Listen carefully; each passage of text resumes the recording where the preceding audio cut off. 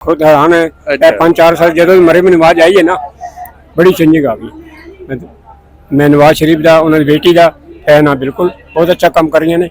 उस जो वीडियो सुनने तो साਡਾ दिल बड़ा खुश हो जाता, बागो बाग हो जाता है। अच्छा साਡਾ वैसे मेरा जन्म इत्थों का है, ननकाना साहब का ही। अच्छा मेरा दिल करता बार बार साले 2 बार 3 बार जरूर आवां, बाकी अल्लाह ताला की मर्जी। उससे कहने जिस तरह मरियम नवाज जी काम कर रहे थे, साढ़े को एक मरियम नवाज आ जाए साਡਾ भी बेड़ा तर जाए। ਇਹ ਗੱਲ ਤੇ ਸਹੀ ਹੈ। ਅੱਛਾ ਇਹ ਦੱਸੋ ਕਿ ਲੋਕਾਂ ਦਾ ਇੱਥੇ ਤੁਹਾਡੇ ਨਾਲ ਕਿਹਦਾ ਰਹਿੰਦਾ ਹੈ? नहीं लोगों का प्यार बहुत मिला सानू, ਅੱਛਾ जिथे बाजार जाए आओ सरदार जी, आओ सरदार जी, आओ सरदार जी।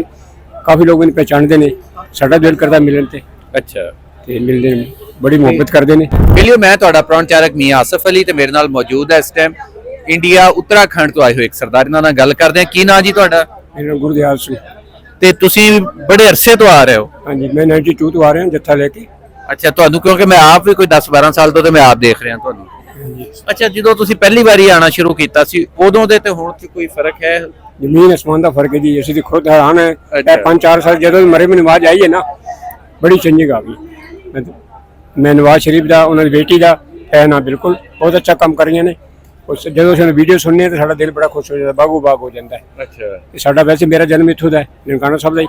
ਅੱਛਾ मेरा दिल करता बार बार साले 2 बार 3 बार जरूर आवां, बाकी अल्लाह ताला की मर्जी। असं कहने जिस तरह मरियम नवाज जी काम कर रहे थे, साढ़े को एक मरियम नवाज आ जाए साਡਾ भी बेड़ा तर जाए। ਇਹ ਗੱਲ ਤੇ ਸਹੀ ਹੈ। ਅੱਛਾ ਇਹ ਦੱਸੋ ਕਿ ਲੋਕਾਂ ਦਾ ਇੱਥੇ ਤੁਹਾਡੇ ਨਾਲ ਕਿਹਦਾ ਰਹਿੰਦਾ ਹੈ? नहीं लोगों का प्यार बहुत मिला सानू, ਅੱਛਾ जिथे बाजार जाए आओ सरदार जी, आओ सरदार जी, आओ सरदार जी। काफ़ी लोग इन्हें पहचानते ने, साਡਾ दिल करता मिलन ते ਅੱਛਾ मिलते बड़ी मुहब्बत करते हैं।